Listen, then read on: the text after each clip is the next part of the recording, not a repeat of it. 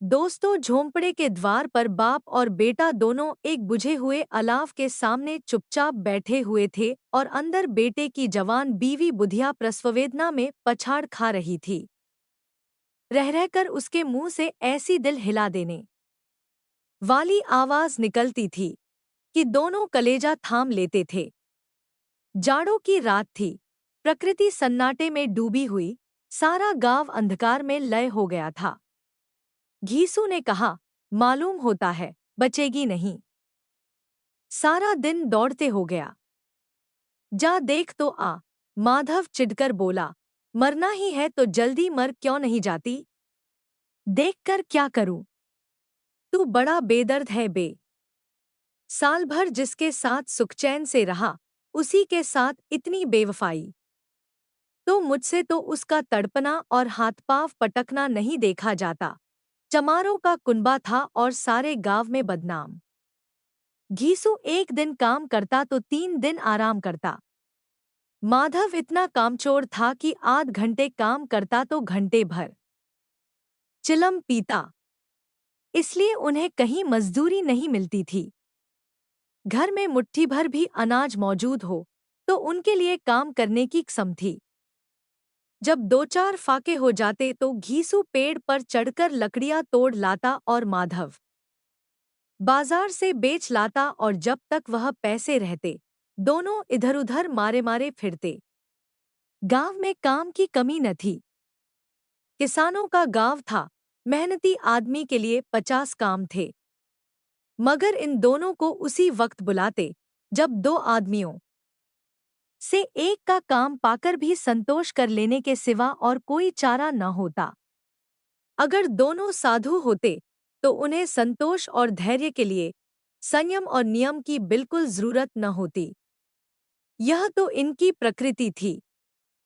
विचित्र जीवन था इनका। घर में मिट्टी के 2-4 बर्तन के सिवा कोई संपत्ति नहीं। फटे चीथड़ों से अपनी नग्नता को ढाके हुए जिए जाते थे। संसार की चिंताओं से मुक्त, कृष से लदे हुए। गालियां भी खाते, मार भी खाते, मगर कोई गम नहीं। दीन इतने की वसूली की बिल्कुल आशा न रहने पर भी लोग इन्हें कुछन कुछ कर्ज दे देते थे। मटर, आलू की फसल में दूसरों के खेतों से मटर या आलू उखाड़ लाते और भून भान कर खा लेते, या 10-5 ऊख उखाड़ लाते और रात को चूसते। घीसू ने इसी आकाशवृत्ति से 60 साल की उम्र काट दी और माधव भी सपूत बेटे की तरह बाप ही के पदचिह्नों पर चल रहा था, बल्कि उसका नाम और भी उजागर कर रहा था। इस वक्त भी दोनों अलाव के सामने बैठकर आलू भून रहे थे, जो कि किसी खेत से खोद लाए थे। पिछले साल हुआ था।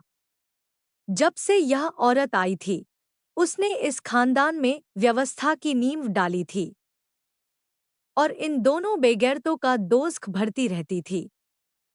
जब से वह आई, यह दोनों और भी आलसी और आरा मतलब हो गए थे, बल्कि कुछ अकड़ने भी लगे थे। कोई कार्य करने को बुलाता तो निर्ब्याज भाव से दुगुनी मजदूरी मांगते। वही औरत आज प्रसववेदना से मर रही थी और यह दोनों इसी इंतजार में थे कि वह मर जाए तो आराम से सोए। घीसू ने आलू निकालकर छीलते हुए कहा, जाकर देख तो क्या दशा है उसकी। चुड़ैल का फिसाद होगा, और क्या। यहाँ तो ओझा भी 1 रुपया मांगता है। माधव को भय था कि वह कोठरी में गया तो घीसू आलूओं का बड़ा भाग साफ कर देगा। बोला, मुझे वहां जाते डर लगता है। डर किस बात का है, मैं तो यहाँ हूँ ही। तो तुम ही जाकर देखो ना।